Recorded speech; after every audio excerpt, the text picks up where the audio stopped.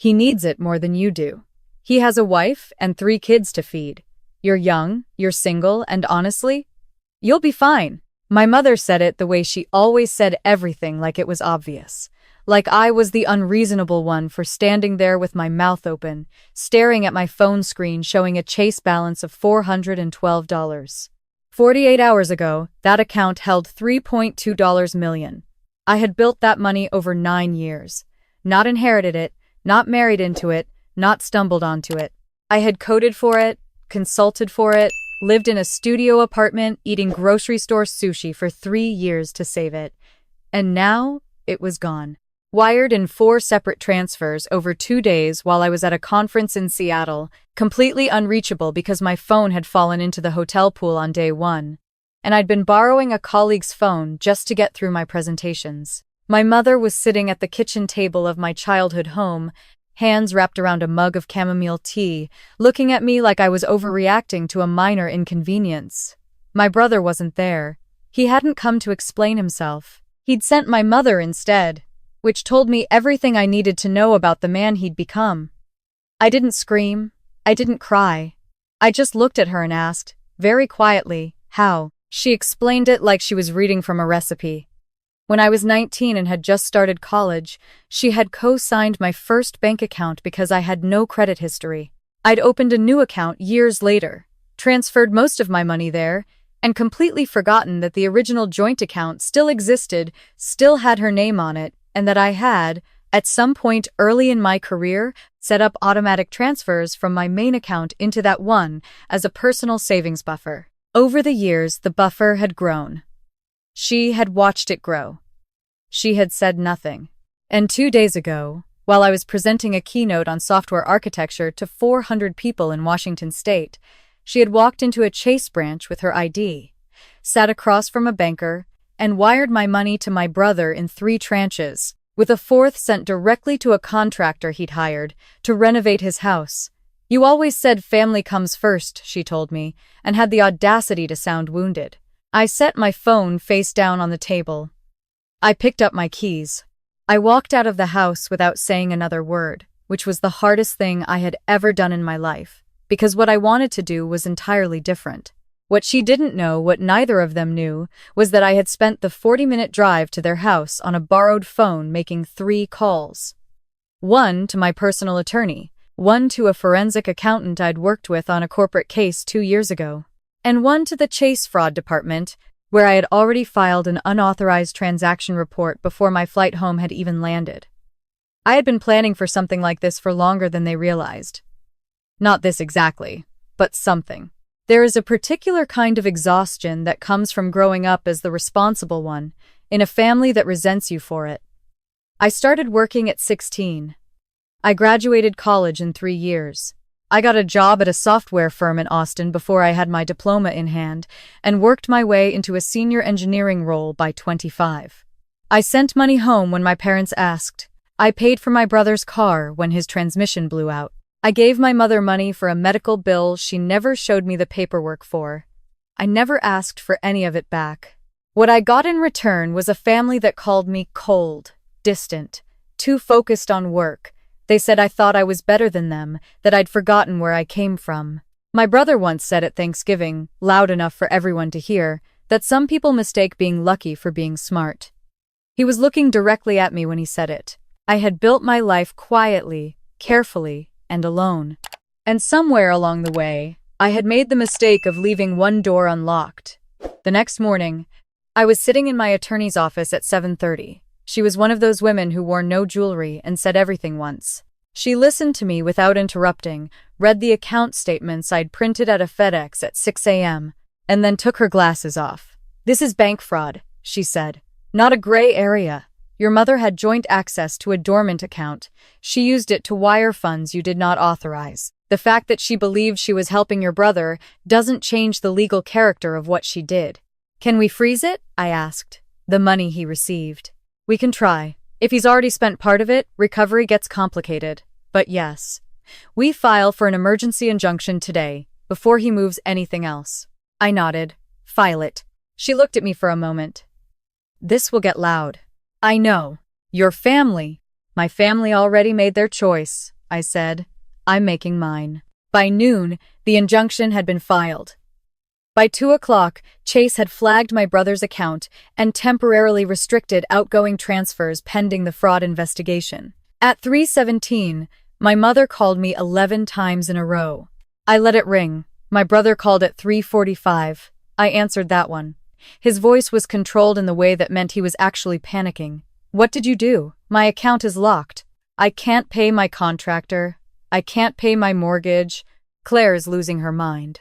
Good, I said. Silence. That's my money, I told him. Every single dollar of it. I worked for it. You know that. Mom knew that. And you both did this anyway. She offered, he said. Like that made it different. I didn't ask her to. You took it. $3.2 million. You took it and you said nothing to me. You didn't call me, you didn't text me, you didn't send a single word. I paused. Do you know what I was doing when this was happening? I was standing on a stage telling 400 people how to build systems that don't fail, and the whole time you were stealing from me. It wasn't stealing.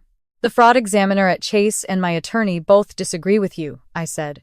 You have 72 hours to contact my lawyer and begin the process of returning every cent. If I don't hear from her by Friday morning, I move forward with criminal charges. He started talking again. I hung up. What I didn't tell him was that I had already spent the morning doing something else. I had gone through every financial record I'd kept for the past 9 years. Because I kept everything, every receipt, every transfer memo, every tax document, and I had found something that changed the shape of this story considerably. This wasn't the first time. 4 years ago, there had been a wire transfer of $47,000 from that same joint account. I had noticed an unexplained dip in my savings buffer at the time and assumed I'd miscalculated something. I hadn't investigated because I trusted my mother. 3 years before that, $18,500. 2 years before that, $9,200. Small enough amounts, spread across enough time, that I had always found an explanation that didn't involve betrayal. But there it was. Over 11 years, counting this final transfer, my mother had moved more than $3.3 million out of an account I had effectively forgotten existed to fund a brother who had never once thanked me, never once acknowledged what I'd given, never once asked if I was okay. I printed every record. I handed it to my forensic accountant, who spent 2 days reconstructing the full picture. When she sent me her report, there was a note at the bottom. I've seen a lot of financial abuse cases. This is one of the more methodical ones. My mother showed up at my apartment on Thursday night. I knew she would. She knocked for 4 minutes straight before I opened the door, and when I did, her face cycled through 3 expressions in about 2 seconds: relief, then guilt, then the particular arrangement of features she used when she wanted me to feel sorry for her. I need you to stop this, she said. You're going to destroy this family. I didn't build what's being destroyed, I told her. I was just the one funding it. She stepped forward like she was going to come inside. I didn't move. He has children, she said. 3 children. You have nobody. It's not fair. That I don't have children? That the burden always falls on him. I looked at her for a long moment. And I understood something then, maybe for the first time with complete clarity, that I hadn't been invisible to my family. I had been useful. There's a difference. Invisible means they didn't see you. Useful means they saw you perfectly, they just decided what you were for. The burden of what, exactly? I asked. Of having a family he chose to start? Of spending money he didn't earn? Of renovating a house he bought with money that wasn't his? I kept my voice level. I funded this family for 11 years, silently, without complaint. And not once did anyone say thank you. Not once did anyone ask if I was okay. Not once did anyone consider that maybe I also had a future I was building. Her eyes filled with tears. A year ago, that would have worked. I want it back, I said. All of it, including the earlier transfers, which my accountant has now fully documented. Your attorney will be receiving that supplemental filing tomorrow morning. I stepped back. Go home, Mom. I closed the door. I won't pretend that didn't cost me something. I stood in my hallway for a long time with my back against the door, listening to her footsteps go down the stairs. There is a particular grief that comes with realizing that the version of your family you believed in was never quite real, that the love was always conditional, always transactional, always slightly tilted in a direction that wasn't yours. But grief and action are not mutually exclusive. I had learned that. Friday came and went without a call to my attorney, so I moved forward. The criminal fraud complaint went to the DA's office on Monday. The civil suit followed on Wednesday, naming both my mother and my brother with full documentation of all transfers going back 11 years. The forensic accountant's report was attached as Exhibit A. My attorney had described it, without irony, as unusually clean. My brother's contractor filed a mechanic's lien on his house when the payment didn't clear. His mortgage servicer flagged the account irregularity. His business partner, he ran a small landscaping company, started asking questions about where the renovation capital had come from and whether it had any connection to the lawsuit showing up in public records. None of this was something I had engineered specifically. It was simply the natural consequence of stealing $3 million and assuming the person you stole it from would stay quiet. My aunt called me on a Wednesday evening, the one member of my extended family I had always trusted. She was my father's sister, and she had never particularly gotten along with my mother. She asked me if I was eating. I said yes. She asked if I was sleeping. I said somewhat. She was quiet for a moment. I heard from your cousin what happened, she said finally.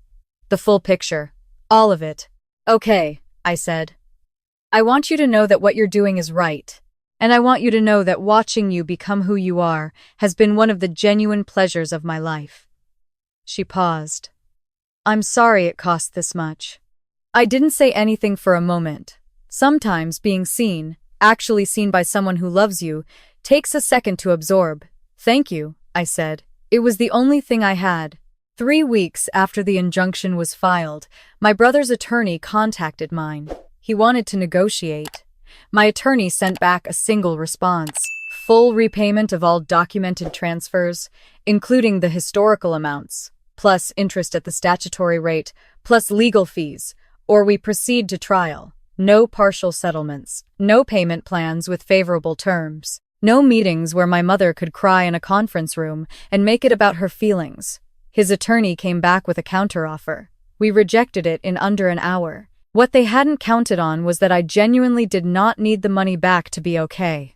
I had other accounts. I had investments. I had a salary. The fight was not about financial survival.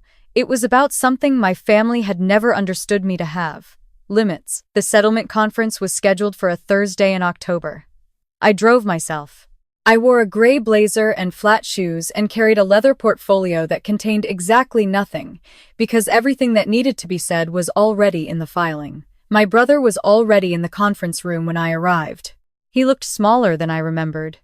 Not physically, just in the way people look when the version of themselves they've been performing finally fails to load. He didn't meet my eyes when I sat down across from him. My mother wasn't there. Her attorney had advised her not to attend, which was the first smart advice she'd received in this entire situation. The mediator ran through the terms. My brother's attorney pushed back on the historical transfers, arguing my mother had had legitimate joint access, and the earlier withdrawals couldn't be characterized as unauthorized. My attorney placed the forensic accounting report in the center of the table and asked him to identify a single transfer that had been documented, disclosed, or consented to by me. He couldn't. At one point, my brother looked up and said, "I didn't know about the earlier ones. I want that on record." I looked at him. "Whether that's true or not," I said, "you knew about this one. You knew it was my money. You knew I was out of town. And you said nothing." He didn't have an answer for that. The settlement was signed 4 hours later. Full repayment of the documented amount with interest. Wire transfer in 7 business days. Legal fees split. It wasn't a criminal conviction. It wasn't a public shaming. It wasn't everything. But it was the thing I had actually asked for, which was accountability with a receipt. I don't know what my family told people.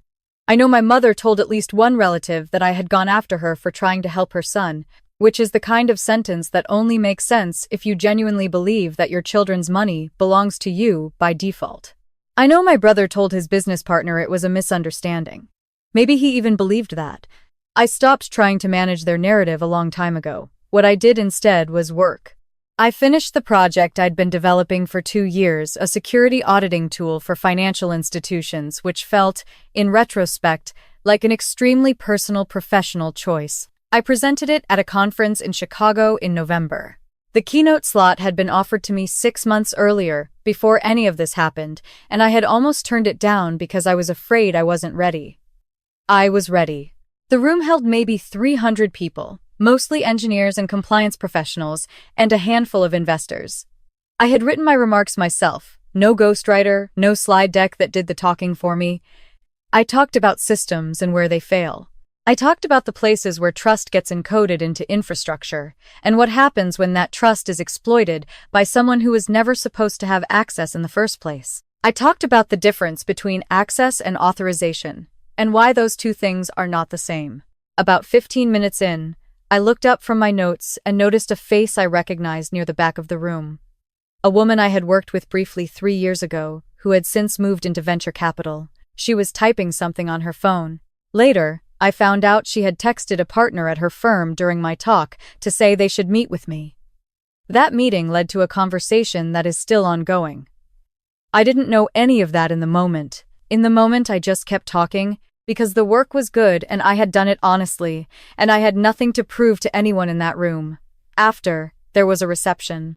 A younger woman came up to me, maybe 23, just out of grad school, with the slightly anxious energy of someone who has been told to be impressive at industry events. She asked me how I had gotten comfortable with large-scale presentations. I thought about it genuinely. I stopped trying to seem like I belonged, I said. I just started acting like I did. She nodded, like I'd said something useful. I hope I had. That night, I drove back to my apartment alone, which is how I drove everywhere, and I sat in my parking garage for a few minutes before going inside. It was one of those clear November nights where the cold had just arrived and everything smelled like the beginning of something. I thought about the version of myself who had opened a bank app at a conference in Seattle and felt the floor disappear. I thought about the drive to my mother's house, the 11 voicemails I hadn't answered, the conference room, the settlement wire that had cleared 6 weeks ago. I thought about what my aunt had said. You didn't just survive them. My phone buzzed. A text from a friend asking if I wanted to grab dinner that weekend. I said yes. Then I went inside and made tea and opened my laptop and worked for 2 more hours because I wanted to. Because the work was interesting. Because it was mine. Here is the thing about being the one who holds everything together in a family that won't acknowledge it. You spend so many years managing the weight of everyone else's needs that you forget to ask yourself what you actually want. You learn to operate in scarcity of acknowledgement, of fairness, of basic consideration. And when that's taken away, even the people who love you sometimes can't imagine you having needs. Because you've been so consistently, successfully needless for so long, I was not going to be needless anymore. The wire cleared on a Tuesday. I did not celebrate. I transferred it into an account my mother's name had never touched, had never been adjacent to, had no conceivable pathway to. I looked at the balance for about 30 seconds. Then I closed the app and went to meet a friend for lunch. She asked how I was. I said good, genuinely. She looked at me for a second to check if that was true. You seem different, she said. I think I might be, I told her. The difference wasn't confidence, exactly. I'd had professional confidence for years. It was something quieter than that, a kind of settledness. The feeling of being in your own life rather than administering it from a slight distance. For years, I had been so careful, so controlled, so relentlessly strategic that I had treated my own existence like a project to be managed. And then my family had done what they did, and I had responded the way I responded, and on the other side of it, I had discovered something unexpected. I was not afraid anymore. Not of them, not of losing their approval, not of being the one who ended the version of the family they preferred. They had already done that. They'd done it the moment my mother sat down across from a banker and moved my money to a man who would never work as hard for it as I had. What they hadn't counted on was that I'd had a plan for longer than they'd known I was paying attention. What they hadn't counted on was that the quiet one had been studying. What they hadn't counted on was that being underestimated, when you're patient enough, is actually a resource. They thought my silence was compliance. They thought my distance was weakness. They thought my focus on work meant I didn't notice the way the family tilted, year after year, always away from me. I noticed everything. I just waited until I was ready to say so in a language they couldn't dismiss. A few months after the settlement, I got a short email from my brother. 3 sentences. He said he knew sorry wasn't enough. He said he hadn't understood the full picture when it happened. He said he hoped we could talk someday. I read it twice. I didn't respond. Not because I was punishing him, but because I genuinely wasn't ready. And for the first time in my adult life, I had decided that my readiness was the relevant timeline, not someone else's discomfort. Maybe someday, maybe not. That was okay too. What I knew was this. I had gone into that family as the invisible one and come out as something they hadn't planned for. Not a villain, not a martyr. Just a woman who had decided that her life, her work, her money, her future, her time was worth defending. They had spent years telling me in 100 small and large ways that I was asking too much just by existing at my own scale, that my success was inconvenient, that my boundaries were selfishness, that my savings were a community resource I wasn't sharing properly. And I had believed them, partially, for longer than I should have. Had shrunk myself around holidays, had written checks I couldn't really afford, had been available for every crisis, every favor, every call, while my own milestones happened in empty apartments with nobody to toast them. I was done shrinking. The conference invitation came in February, a Women in Technology Summit. Keynote slot, paid travel. I accepted without overthinking it. I showed up. I spoke about what I actually knew, which was systems and security, and what it costs when the people who have access to your infrastructure don't have your interests at heart. Afterward, a woman in her 50s came up to me and said, "The part about access and authorization, that wasn't just about software, was it?" I smiled. "No," I said, "it really wasn't." She laughed a little. Then she said, "I've been in this industry for 30 years, and I still have to fight for the assumption that I belong here. How do you hold on to that, knowing you belong?" I thought about the answer for a moment. Not the polished version of it, the real one. I stopped letting the people who benefited from my doubt be the ones who defined it, I said. She looked at me for a second, then nodded slowly, like something had just confirmed itself. I walked off stage that afternoon into a side hallway, alone, the way I walked most places. Through a high window, the late winter light came in flat and cold and clean, and I stood in it for a moment before going to catch my flight. I was 31 years old. I had a company forming around an idea I'd had in a parking garage at midnight. I had an aunt who texted me on my birthday, and a few friends who knew the real version of the year I'd had. I had an apartment that was mine in every document that existed. I had work I was proud of, skills I had built deliberately, a track record that had no asterisk, and I had, finally, a family story I had written the ending of myself. They didn't expect that from me. They never did. That, I had decided, was the last thing I would ever let them get wrong.